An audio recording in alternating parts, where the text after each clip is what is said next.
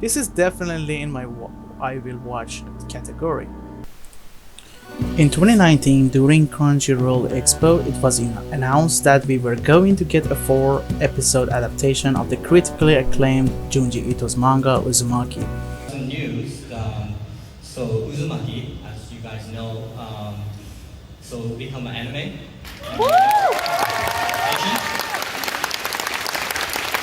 It got delayed for several years due to the pandemic in 2020 and production issues as a result of it.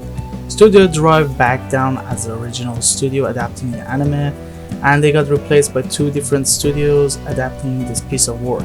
Fukaku animating the first episode and Akatsuki adapting the last 3 episodes.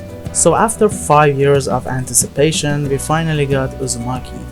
But did it deliver, or was it a big letdown like all the other adaptations that were made from Junji Ito's works? On 28 September, the first episode was released, and it was amazing. It was directed by Nagahama Hiroshi.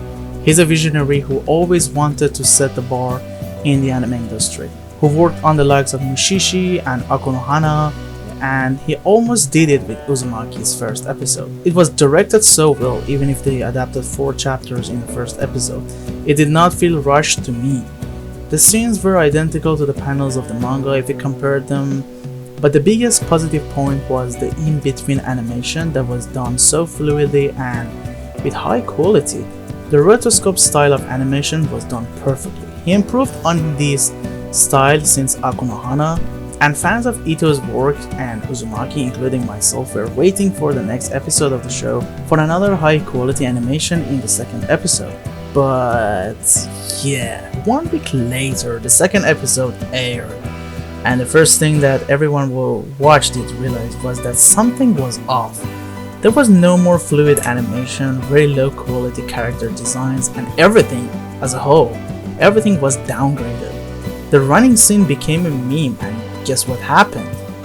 Why this happened, actually. Producers of Adult Swim probably didn't want to spend a lot since the style that Nagahama's production style required a lot of money and manpower. So they replaced him with the blacklisted director Taiki Nishimura, whose most of his notable works are, of course, hentais.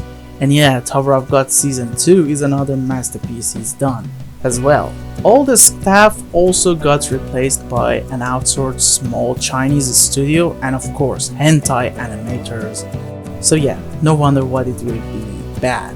A lot of people even dropped the show after this episode, and everyone was complaining rightfully about this dumpster fire episode. Even the pacing that was bearable in the first episode started to feel rushed because of the bad editing and bad cuts it had. The third episode was better than the second episode, adapting the hospital arc.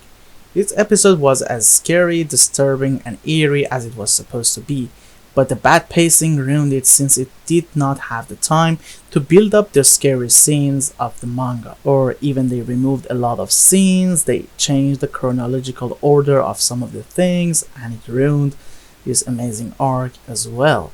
But overall I can say I liked this episode, not as good as the first episode, but it was fun to watch. The last episode did not improve much, but it was fine I guess. It had the rotoscope style that the first episode had, so I guess Nagahama finished episode 1 and was fired as the director in the middle of working on this episode. But this episode also had a lot of bad scenes. The first episode was amazing, the second episode was bad, and the last 2 episodes were alright at best. The story. Okay, let's talk about the story a little bit. Since it was a short story, not much was expecting at first. I just expected a scary story with little explanations here and there. It was fine, but I expected more after the first episode.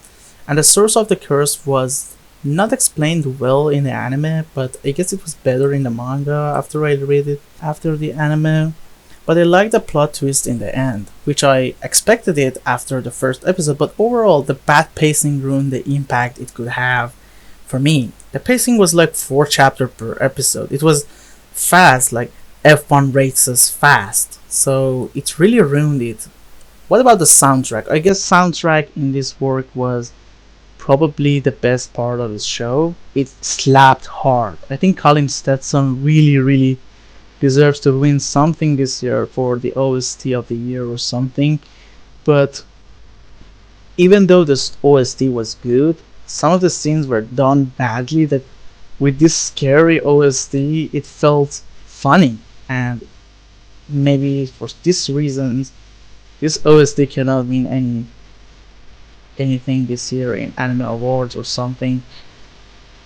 And even the voice actors were a little bit off in some of the moments when the characters had to talk, they didn't talk. And there's a scene that character's mouth doesn't move but the voice actor is talking, and it's so awkward. Probably Uzumaki is the biggest letdown and the biggest disappointment I had for a long time. And it is explainable, it is understandable, but it shouldn't have happened. Like in a different timeline, this anime is a 10 out of 10 masterpiece. But the final result is not what I expected. And I guess this is the end of the video. Hope you enjoyed this content. Leave a like and subscribe to the channel and share it to your friends. And click on this video if you want to see more of me. Goodbye and have a good one.